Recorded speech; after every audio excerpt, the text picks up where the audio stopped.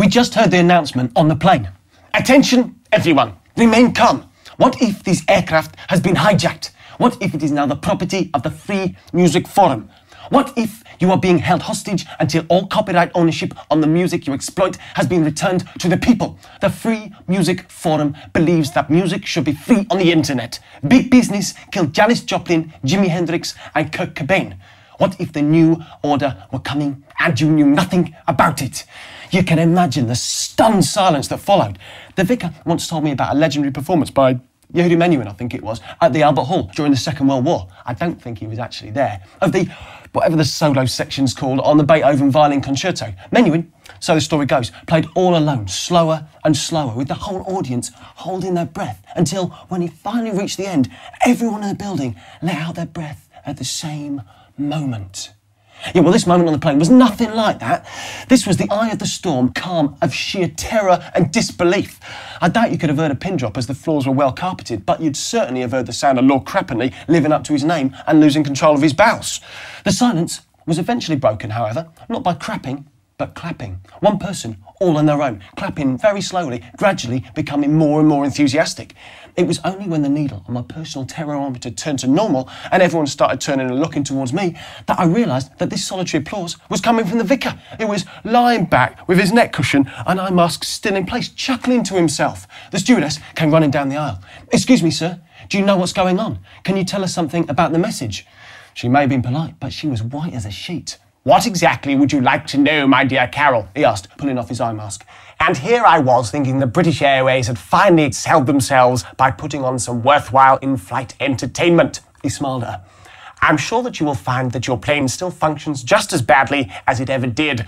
The Free Music Forum cannot even build a decent website, so I think the taking of hostages is rather ambitious. Would you not agree? Although that message is one of the best advertising stunts they will ever pull. They certainly had the undivided attention of all the worthies on the plane. Even I found myself listening to them." He looked her straight in the eye. "Although, if you recall the exact wording of the announcement," he went on, "with its use of the phrase 'what if' 4 times in as many sentences, I suspect the message was really intended to draw attention to the 'what if' newsletter, if any more is needed." He took my copy of Music Week and pointed to the back page, which was an advert for What If, corporate sponsors of Meadem. "And now, if you will please excuse me, I was trying to get some sleep, and Punk here has still not finished his newspaper article. 3rd column, page 4. And with a triumphant smile, he slipped his eye mask back in place and lay back in his seat, leaving the stunned stewardess to slip quietly away back down the aisle. "Are you sure?" I asked the vicar, struggling to regain my composure. "It's not every day that you think your plane's been hijacked." "Undoubtedly," he said, calmly looking out of his window as we circled the airport preparing for another landing. "Although I'm equally sure no connection will ever be proved. The head honcho, Vincente Smagala himself, will not be on this plane. He will be coming to Meadem by private jet. If he did deign to use public transport, he would only fly first class, and he would need 2 seats, one for his arse and the other for his inflated ego." I laughed nervously.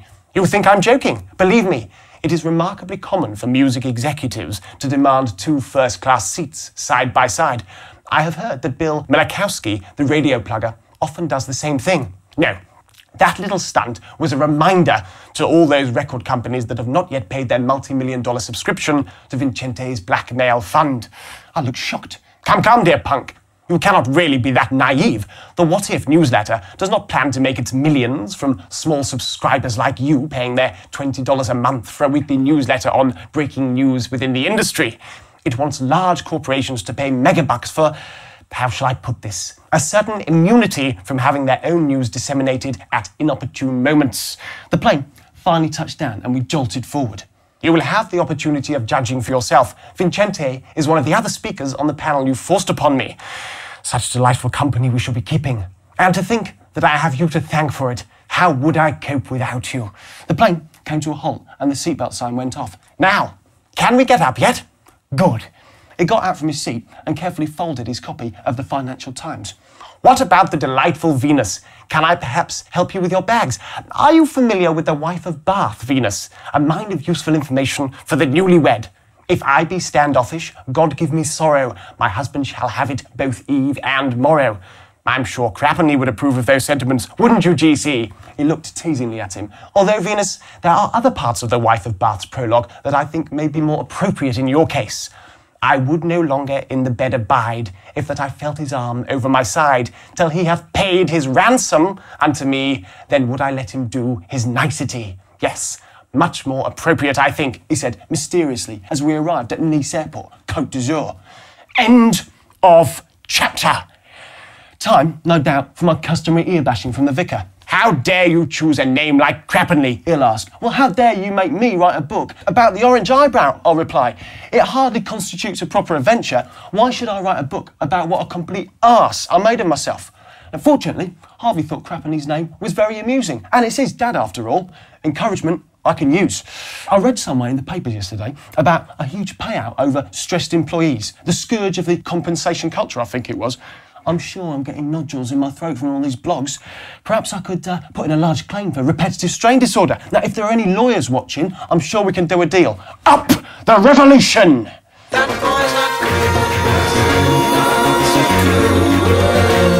He's got ears the size of a deer face, vocal nose and a twisted face, with a voice